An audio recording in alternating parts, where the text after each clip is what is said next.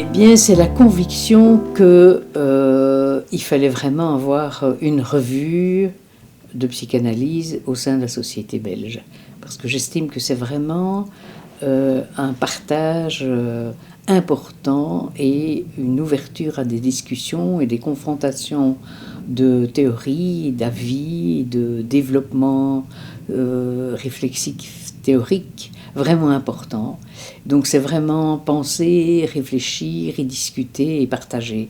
Et donc je trouve qu'avoir une revue est vraiment indispensable dans notre société. Donc comme la place était libre et qu'on ne se poussait pas au portillon, je me suis dit mais pourquoi pas tenter. Alors voilà, je me suis lancée et je trouve que c'est une expérience très riche, très intéressant parce qu'on rencontre plein de gens, on est en contact avec plein d'auteurs différents, étrangers, belges, avec des cultures différentes et des avis différents sur différents points. Et c'est très enrichissant.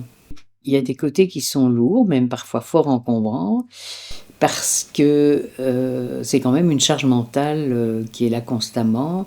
Quand on va sortir le prochain numéro, est-ce qu'on a assez d'articles, est-ce qu'on va trouver tel thème, tel autre, il faut rédiger les éditoriaux, il faut pouvoir appâter les futurs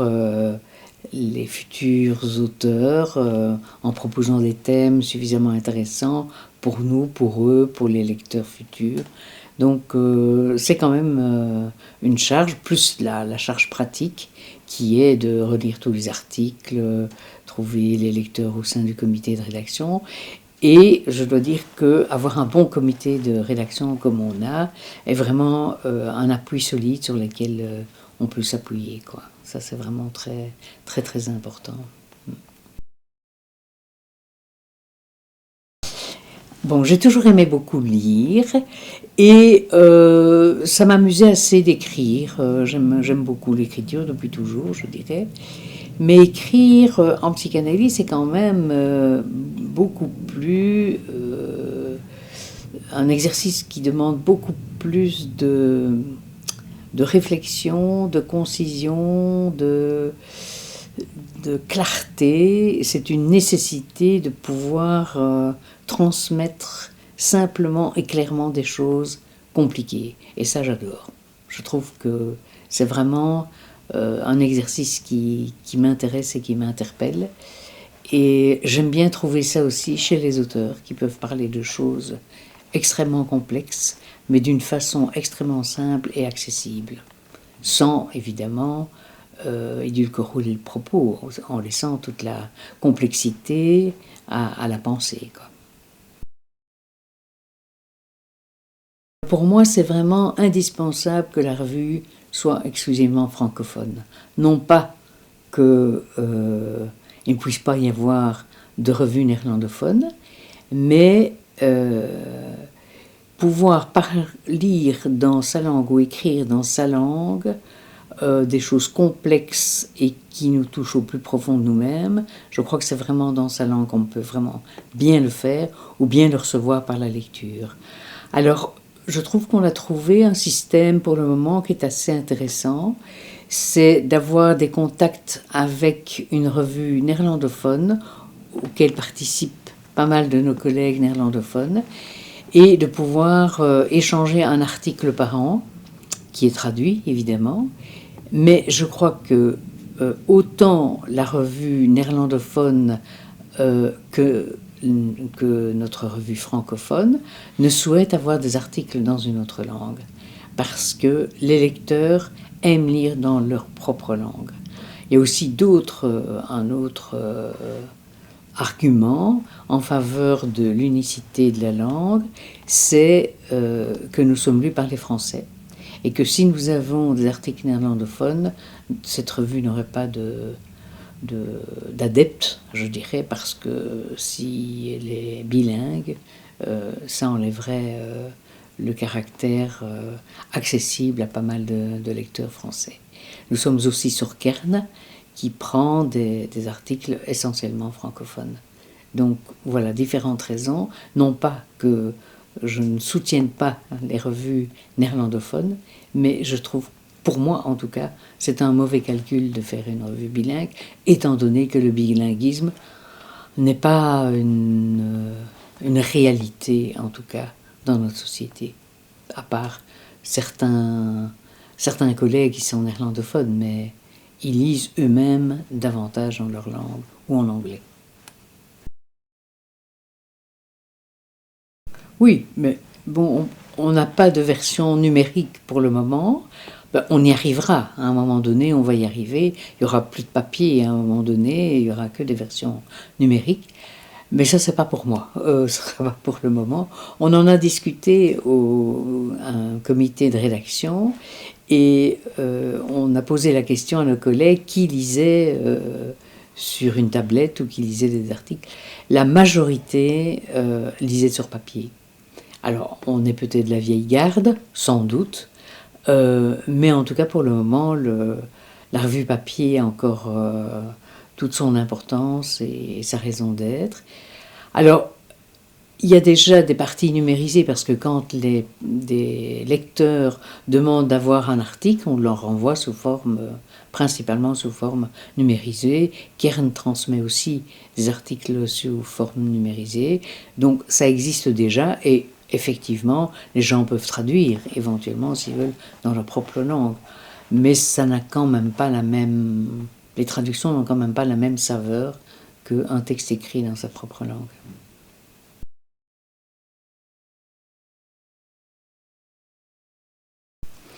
Alors, j'ai un peu regardé les différentes revues depuis mon accession à la direction de la revue, et j'ai constaté que sur 10 numéros, il y en avait 3 qui avaient des liens avec, je dirais, l'extérieur, pour faire court.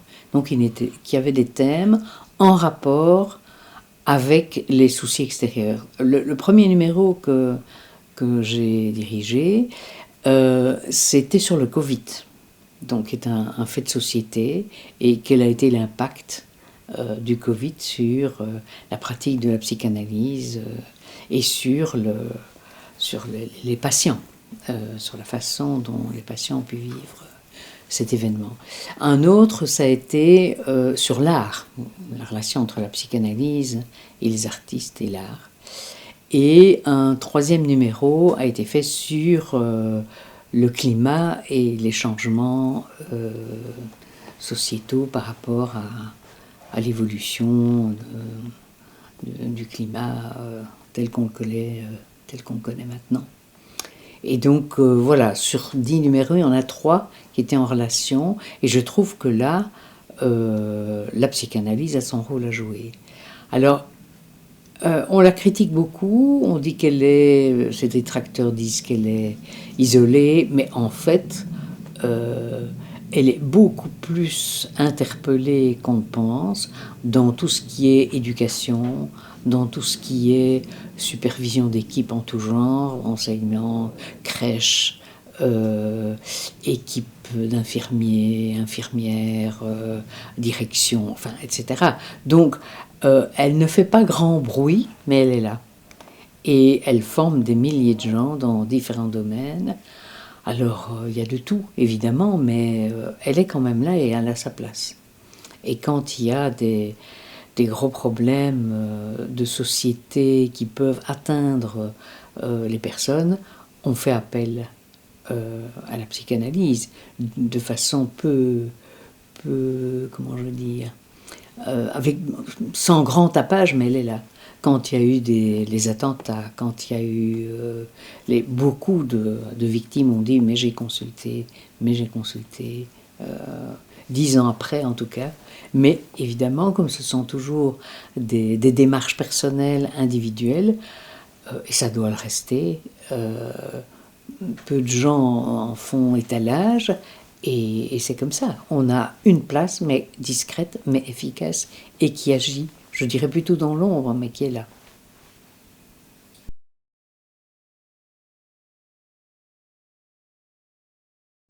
Alors là, c'est un gros, gros problème. parce que on n'a pas encore d'outils actuellement pour dépister ce qui vient de l'intelligence artificielle. On n'a pas encore non plus dans les contrats avec les auteurs une signature qui signale qu'on ne s'est pas inspiré de l'intelligence artificielle.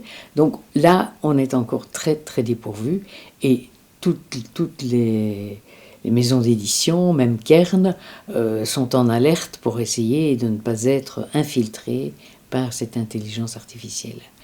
Alors ce matin, justement, le directeur de Trends Tendance, qui fait des émissions sur une rubrique économique, disait encore que l'intelligence artificielle se permettait d'aller changer les titres d'auteurs, de journalistes, pour que les titres soient accrocheurs, et changer certaines donnes qui sont mises dans les textes, ni vu ni connu, puisqu'il n'y a pas de personne identifiable derrière ces manœuvres, et on ne sait rien faire contre ça. Donc c'est un véritable fléau, et on n'a pas encore, je trouve, assez d'outils pour ça.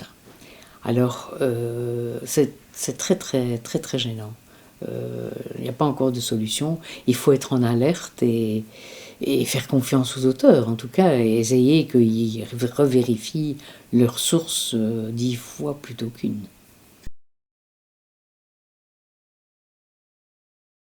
Oui, moi je crois que c'est tout à fait faisable. On demande aux auteurs de s'engager à, à l'anonymisation des cas dont ils parlent dans leur article, de façon à protéger absolument l'anonymat des patients, pour qu'ils ne soient ni reconnaissables par eux-mêmes ni par des tiers. Et ça, je trouve que c'est aussi un garde-fou pour tout le monde, pour la profession, pour les analystes, pour les patients. Et de même, on pourrait demander aussi un engagement de la part des auteurs par rapport à la vérification de leurs sources, et pour être sûr qu'il n'y a pas eu d'infiltration de l'intelligence artificielle. Moi, j'aime beaucoup l'idée de faire ces colloques, d'abord pour nous faire connaître, aussi parce que ça nous permet de rencontrer, selon notre, je dirais, philosophie, de rencontrer d'autres intervenants dans des domaines qui ne sont pas proprement psychanalytiques, mais qui peuvent avoir des connexions avec nous, comme des artistes, comme des architectes par exemple, des romanciers, des penseurs, des philosophes, et je trouve que c'est toujours un plus, et ça nous apporte toujours énormément d'associations et de contacts très enrichissants, parce que je dirais que la psychanalyse, ça touche à tout ce qui est humain, donc tout ce qui concerne les réflexions dans tous les domaines qui concernent de près ou de loin l'humain, nous concerne aussi. Et je trouve que on peut faire des ponts, et ça nous enrichit toujours de voir ce qu'une autre référence réflexive sur l'humain, que ce soit par l'habitat, que ce soit par l'écriture, que ce soit par la mode même, que ce soit, nous apporte toujours quelque chose et nous enrichit, parce que c'est une autre façon, un autre vecteur de pouvoir approcher la connaissance de qui nous sommes et de qui nous voulons être peut-être. J'avais un vœu pieux, mais qui s'est avéré beaucoup plus compliqué que ce que je n'imaginais. C'était d'arriver à soutenir l'écriture des collègues et de pouvoir les stimuler à écrire, à prendre la plume et à s'amuser à écrire ou à développer. Et alors,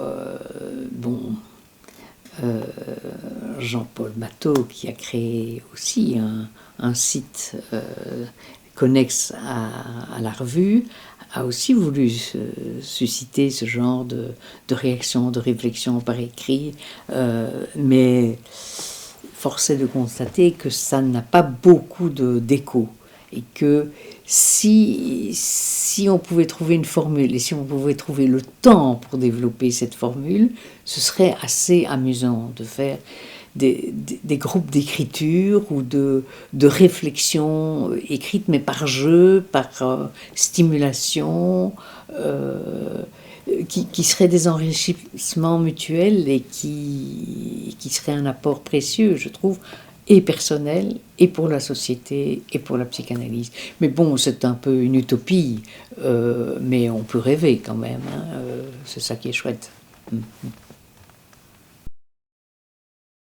Si c'est à refaire, mais en tout cas, je cloisonnerai beaucoup plus et je me ferai aider beaucoup plus parce que il y a énormément de charges qui se rajoutent, comme des newsletters pour la société, des newsletters pour l'extérieur, les colloques, qu'est-ce qu'il y a encore, oui, toutes les plateformes sur lesquelles se trouve notre revue, la Bibliothèque Royale, Cairn, PepWeb, mais ce sont tous des contacts qui se rajoutent et il faut quand même reconnaître que tous nos collègues qui sont très efficaces dans le comité de rédaction sont tous des gens extrêmement occupés aussi. Donc on est une petite société et donc on a tous... les forces vives ne sont pas énormes et pourtant, voilà, c'est intéressant, mais c'est quand même énergivore et chronophage.